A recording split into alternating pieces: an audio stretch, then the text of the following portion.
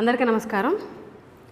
ఈ కూటమి ప్రభుత్వంలో ముఖ్యంగా తెలుగుదేశం పార్టీలో ఉన్నటువంటి కొంతమంది మంత్రులు జాతిరత్నాలు అన్నమాట. ఈ జాతిరత్నాలు ఎలా మాట్లాడతారు అని అంటే, వాళ్ళ శాఖలో కనీసం పట్టు ఉండదు, వాళ్ళ శాఖ మీద కనీస పరిజ్ఞానం ఉండదు, వాళ్ళ శాఖ ద్వారాగా ఇవ్వాల్సినటువంటి ఏవైతే ప్రజలకు చేయాల్సినటువంటి న్యాయం ఏదైతే ఉందో దాని మీద కనీస అవగాహన ఉండదు. వీళ్ళ పని ఉదయం లేచి నుంచి రాత్రి పడుకునే వరకు ఒకటే పని, జగన్మోహన్ రెడ్డి గారిని దుయ్యపట్టడం, జగన్మోహన్ రెడ్డి గారి మీద బురద జల్లడం, జగన్మోహన్ రెడ్డి గారి మీద ఎక్కడ లేని అబద్ధాలు అల్లడం. వీళ్ళ పని ఇదే అన్నమాట.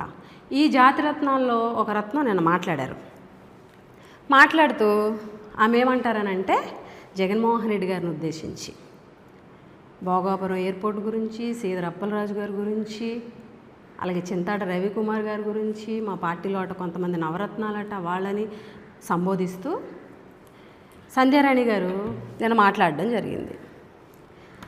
మాట్లాడినటువంటి సందర్భంలో భోగాపురం ఎయిర్పోర్ట్ గురించి మాట్లాడుతూ, భోగాపురం ఎయిర్పోర్టు మా చంద్రబాబు నాయుడు గారు కట్టారు, మా చంద్రబాబు నాయుడు గారు కొబ్బరికాయ కొట్టారు, మా చంద్రబాబు నాయుడు గారు గుమ్మడికాయ కట్టారు, నువ్వు క్రెడిట్ తీసుకోవడానికి చూస్తున్నావు, క్రెడిట్ చోరీ అంటున్నావు, అసలు నీకు క్రెడిటే లేదు అని చెప్పేసి జగన్మోహన్ రెడ్డి గారిని ఉద్దేశించి సంధ్యారాణి మాట్లాడడం జరిగింది. ఈరోజు సంధ్యారాణికి ఒకటే చెప్తున్నాం. మీరు అంటున్నారే చంద్రబాబు నాయుడు గారు కొబ్బరికాయ కొట్టారు, చంద్రబాబు నాయుడు గారు గుమ్మడికాయ కట్టారు అని చెప్పేసి. చంద్రబాబు నాయుడు గారు ఆలోచన, చంద్రబాబు నాయుడు గారి ప్లాను, చంద్రబాబు నాయుడు గారు ఎయిర్పోర్ట్ కట్టాలనుకున్నటువంటి ప్రాంతం ఏవి? చంద్రబాబు నాయుడు గారు ఎయిర్పోర్ట్ కట్టాలనుకున్నటువంటి ప్లాను 15,000 ఎకరాల్లో ఎయిర్పోర్ట్ కట్టాలనుకున్నారు భోగాపురంలో.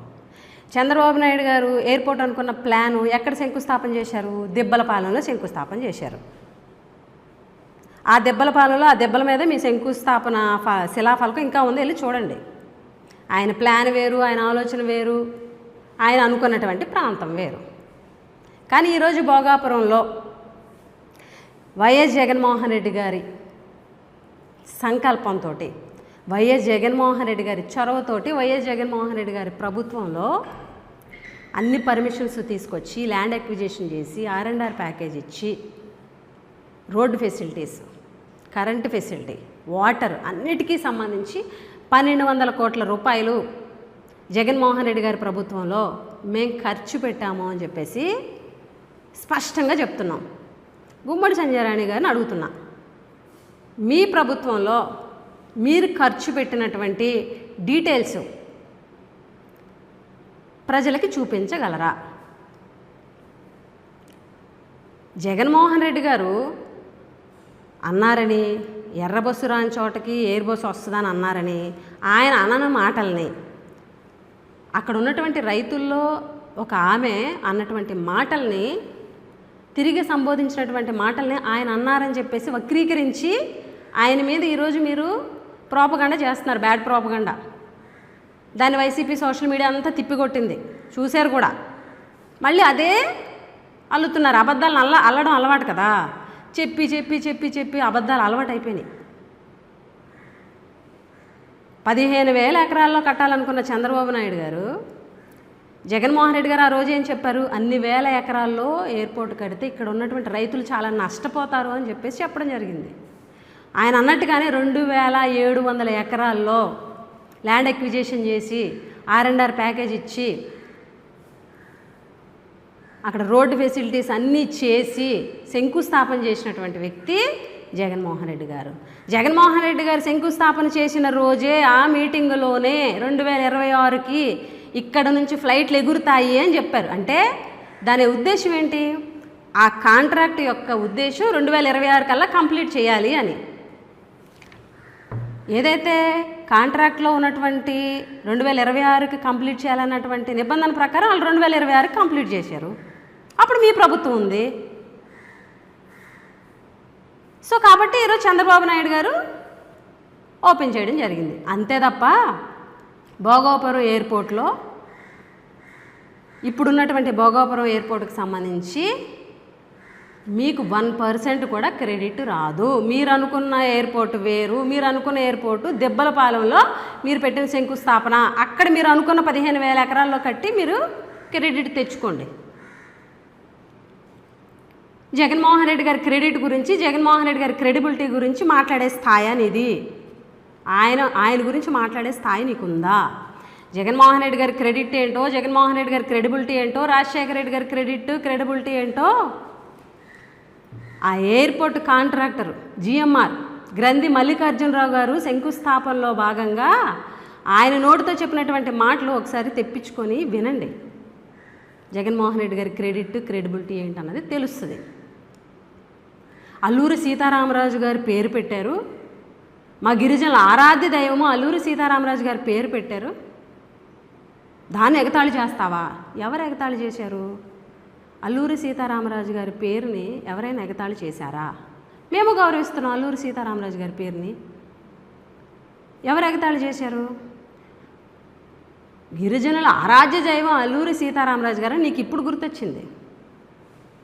అల్లూరి సీతారామరాజు గారికి గౌరవిస్తూ జిల్లాలు ఏర్పడినప్పుడు ఒక జిల్లాకి అల్లూరి సీతారామరాజు గారి పేరు పెట్టినటువంటి ఘనత ఏకైక ముఖ్యమంత్రి వైఎస్ జగన్మోహన్ రెడ్డి గారు. అదే జగన్మోహన్ రెడ్డి గారి ప్రభుత్వంలో అల్లూరి సీతారామరాజు గారి విగ్రహం పెట్టి భీమవరంలో దానికి నరేంద్ర మోడీ గారిని పిలిచి ఘనంగా ఆ వేడుక చేసినటువంటి ముఖ్యమంత్రి వైఎస్ జగన్మోహన్ రెడ్డి గారు. 40 ఏళ్ల అనుభవం ఉండి 4 సార్లు ముఖ్యమంత్రి అయినటువంటి చంద్రబాబు నాయుడు గారు ఏ రోజు అల్లూరి సీతారామరాజు గారికి పలానా దానికి అల్లూరి సీతారామరాజు గారి పేరు పెట్టాము, పలానా దానికి అల్లూరి సీతారామరాజు గారి పేరు పెట్టి గౌరవించామన్న చరిత్ర లేదు. మొదట అల్లూరి సీతారామరాజు గారికి గౌరవం ఇచ్చింది జగన్మోహన్ రెడ్డి గారి ప్రభుత్వం. అది ముందు తెలుసుకోండి.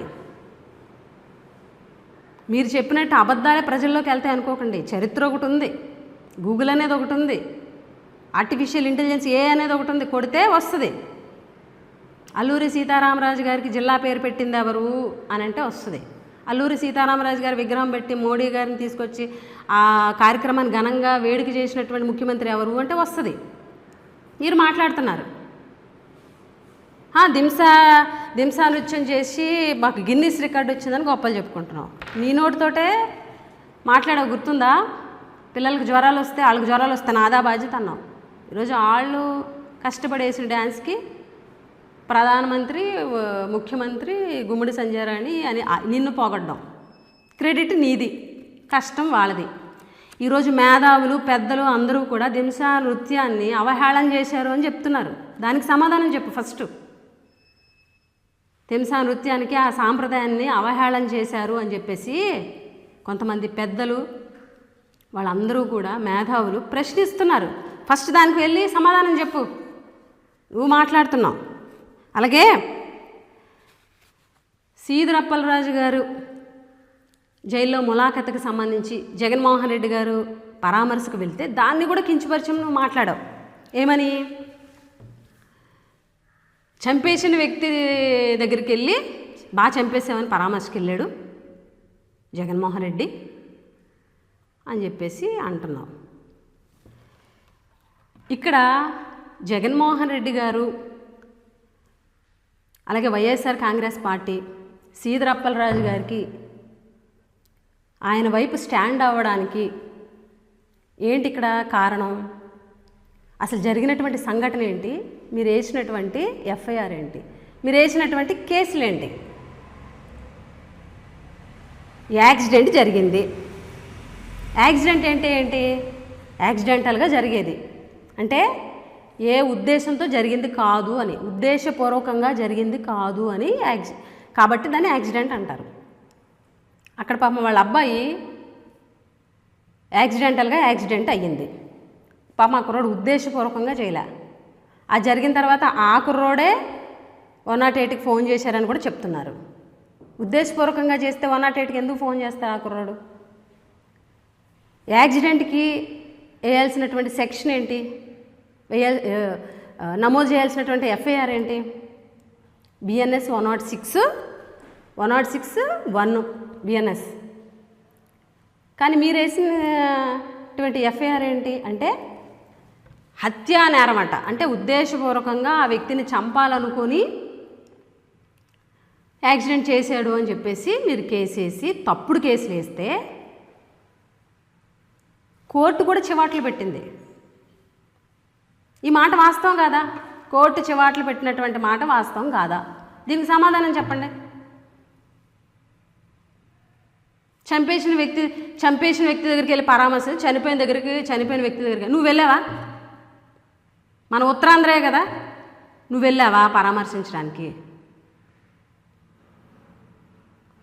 అదే జిల్లాలోని ఇచ్చాపురం శాసనసభ్యులు ఆయన ఉన్నటువంటి కారులోనే యాక్సిడెంట్ అయ్యి ఒక వృద్ధుడు చనిపోలేదా? మీరు పెట్టినటువంటి కేసులు ఏంటి? అలాగే పాతపట్నం ఎమ్మెల్యే గారు వాళ్ళ అబ్బాయి కూడా యాక్సిడెంట్ చేస్తే అక్కడ కేసు తారుమారు చేసి డ్రైవర్ మీద కేసు కట్టలేదా? అంటే న్యాయం అందరికీ ఒకటి కాదా? చట్టం అందరికీ ఒకటి కాదా? మేము అంబేద్కర్ రాజ్యాంగాన్ని అమలు చేస్తాము, మీకులాగా రాజారెడ్డి రాజ్యాంగం కాదు అని ఎటకారం ఒకటి. ఏంటి అంబేద్కర్ గారి రాజ్యాంగాన్ని మీరు ఫాలో అవుతున్నారు? చట్టాల్లాగా ఉన్నాయి అసలు. ఇదే సీదరప్పలరాజు గారి ములాఖత్ విషయంలో జగన్మోహన్ రెడ్డి గారు వెళ్తుంటే ఆ వెళ్ళినటువంటి సందర్భంలో ఎవరైతే ఇన్ఛార్జీలు పాల్గొన్నారో కార్యకర్తలతోటి జనంతో పాల్గొన్నటువంటి ఆ ఇన్ఛార్జీల మీద కేసులు ఎందుకు పెట్టారు? తప్పుడు కేసులు పెట్టలేదా? అలాగే ఆ టైంలోని చింతాడ రవికుమార్ గారు ఆమదేలవలస వైఎస్ఆర్ కాంగ్రెస్ పార్టీ ఇన్ఛార్జ్, ఆయన ఎస్ఐ గారిపై అసభ్యంగా ప్రవర్తించారని, కార్యకర్తలు అసభ్యంగా ఆవిడ చేతితో నెట్టేశారని చెప్పేసి ఆయన మీద తప్పుడు కేసులు ఆయన ఏవన్గా పెట్టారు. ఇక్కడ ఇంకోటి ఏంటి అని అంటే A9గా ఉన్నటువంటి గరుగుబిల్లి తేజేశ్వరరావు, పాపం ఆయన ఎక్కడో వాళ్ళ పాపతోటి పంజాబ్లో ఉంటే అతన్ని A9గా కేసు పెట్టేశారు. అంటే మీ ప్రభుత్వంలో ఎలాంటి తప్పుడు కేసులు నమోదు చేస్తాయంటానికి ఇది ఒక నిదర్శనం. ఫర్ ఎగ్జాంపుల్ మన జిల్లా తీసుకుందాం.